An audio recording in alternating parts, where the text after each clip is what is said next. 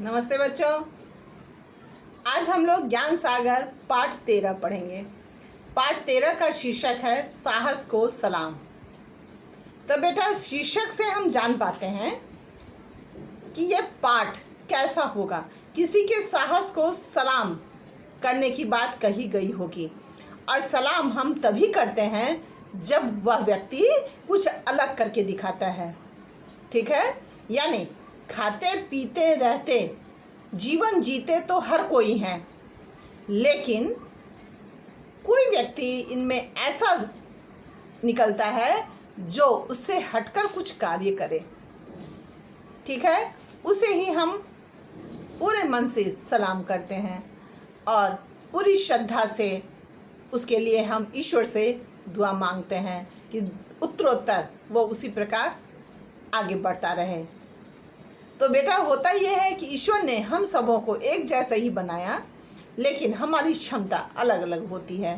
कुछ तो परिस्थितियों के कारण और कुछ हमें अपनी सोच के कारण हमारी जो पहुंच होती है वह उसी प्रकार की हो जाती है कि हम अपने लक्ष्य को प्राप्त कर नहीं पाते, और जो करते हैं उनके लिए शरीर की विकलांगता भी कोई मायने नहीं रखती। यह उन्हीं की कहानी है, अरुणिमा सिन्हा की। अरुणिमा सिन्हा एक राष्ट्रीय स्तर की खिलाड़ी थीं और वे वॉलीबॉल और फुटबॉल खेला करती थीं, और इसी खेल के दौरान इन्हें लखनऊ से दिल्ली जाना पड़ा। ठीक है, तो बेटा, पहले उन्हें क्या उनके साथ हुआ और वे वहाँ तक कैसे पहुँची, ये हम लोग बाद में चर्चा करेंगे। पहले हम ये जान लें कि उन्होंने इस तरह की कहानी अपने आप पर, यानी कि आप बीती जो कहानी होती है वो उन्होंने क्यों लिखी। ठीक है, आप बीती घटनाएं आत्मकथा कहलाती है, और उन्होंने खुद के विषय में बताया है कि उनके साथ क्या हुआ। उसी का एक छोटा सा अंश आपकी किताब में दिया हुआ है, जिसे आप पढ़ेंगे और समझेंगे, और आप भी पूरे मन से उन्हें सलाम करेंगे।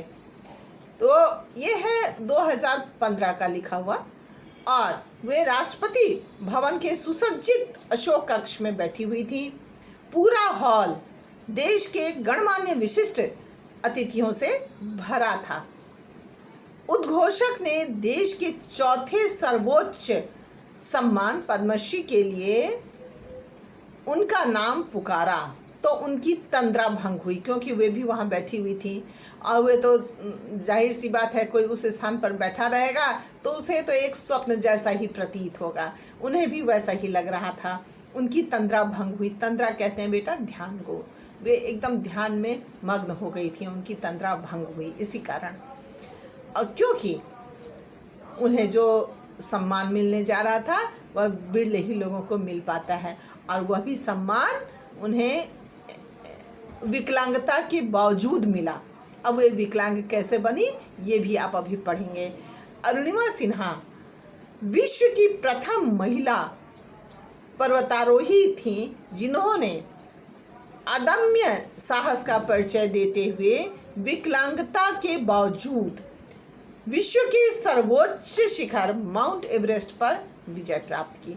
विकलांग कहते हैं बेटा ऐसे व्यक्ति को जिनके कोई अंग भंग होते हैं, हाथ पैर नहीं होते या शरीर के कोई अंग नहीं होते, और फिर भी वे महान कार्य कर जाते हैं। तो ये भी विकलांग थी। यद्यपि ये प्रारंभ से शुरू से ये विकलांग नहीं थी, बाद में ये इन्हें विकलांग बनाया गया, लेकिन उसके बावजूद इन्होंने जो हिम्मत का कार्य किया, इसीलिए इन्हें पद्मश्री के सम्मान से नवाजा गया, जो राष्ट्रपति ने स्वयं ही इन्हें दिया। यह अत्यंत खुशी की बात थी, और उसके बाद उन्होंने ये बात बताई, लिखी है, और उसी घटना को यहाँ बताया जा रहा है आपको। ठीक है, अशोक हॉल करतल ध्वनि से गूंज रहा था। करतल ध्वनि मतलब तालियों की गड़गड़ाहट। करतल कहते हैं ताली, दोनों हाथ को जोड़कर जब लोग ताली बजाते हैं, उसे हम करताल ध्वनि कहते हैं, गूंज रहा था, क्योंकि उन्हें माननीय राष्ट्रपति जी से पद्मश्री की उपाधि प्राप्त हो रही थी। पद्मश्री पाने के कारण वे अत्यंत खुश थीं और अब वे अपने पुराने समय में जाने लगीं, सोचने लग गईं कि क्या उनके साथ हुआ और वे कैसे यहाँ तक पहुँची, और इसी सोच को इन्होंने यहाँ हमें बताया है। अब वे स्वयं को रेल की पटरियों पर पाती हैं। जब इनका एक्सीडेंट तो नहीं कहा जा सकता, इन्हें उठाकर लुटेरों ने फेंका, तो उस समय की घटना इन्हें बिल्कुल याद आ गई। उन्हें रेल की पटरियों पर वो खुद को पड़ा मानती हैं और उनकी टांगें जो थी, बाईं टांग वो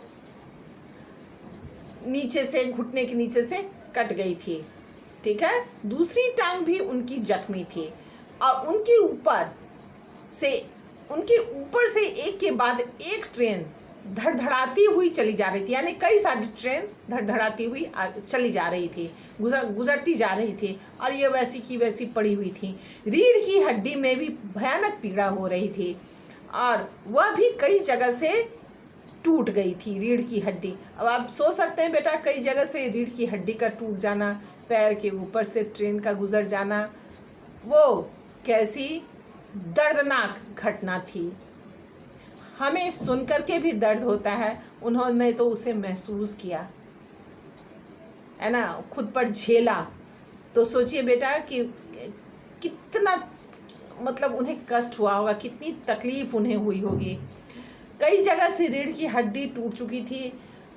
उनके मस्तिष्क में सारी घटनाएं किसी फिल्मी रील की तरह आ जा रही थीं, क्योंकि सब बातें उन्हें याद आती जा रही थी।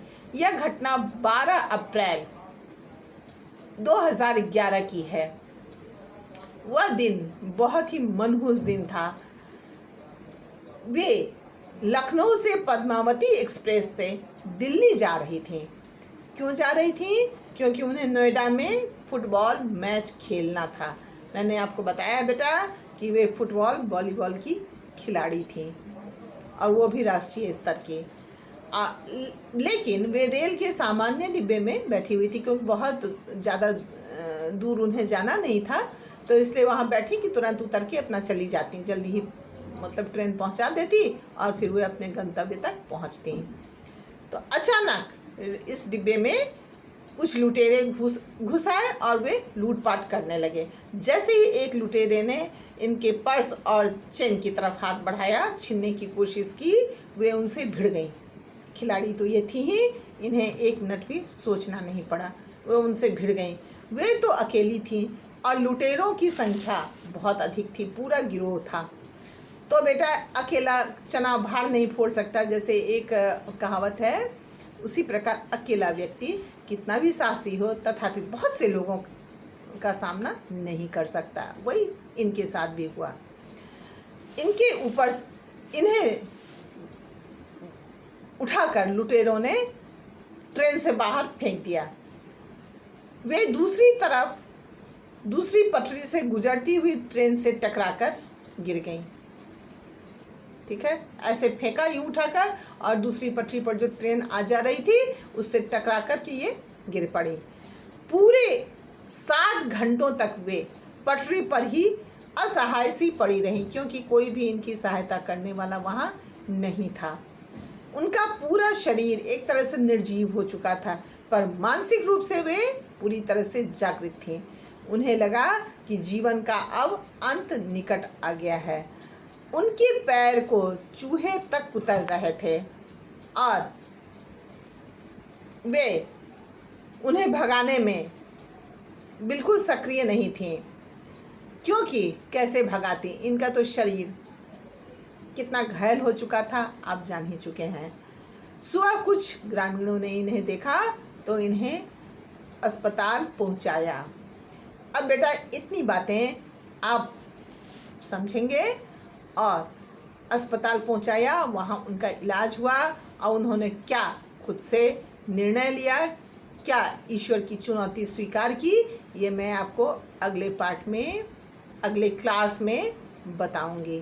ठीक है, यहाँ तक आप इसको पढ़ें, उनके साहस को याद रखें और उन्हें जो पद्मश्री प्राप्त हुआ वह कैसे हुआ, इस बात को भी आप समझें। और इतने घायल होने के बाद भी वे उतने महान कार्य कर सकें, इस बात को भी आप थोड़ा सा समझें, महसूस करें कि यद्यपि व्यक्ति विकलांग हो जाता है तथापि उसके मन में यदि उत्साह, धैर्य, साहस हो तो वह कुछ भी कर सकता है। इस बात को आप ज़रूर याद रखें। ठीक है।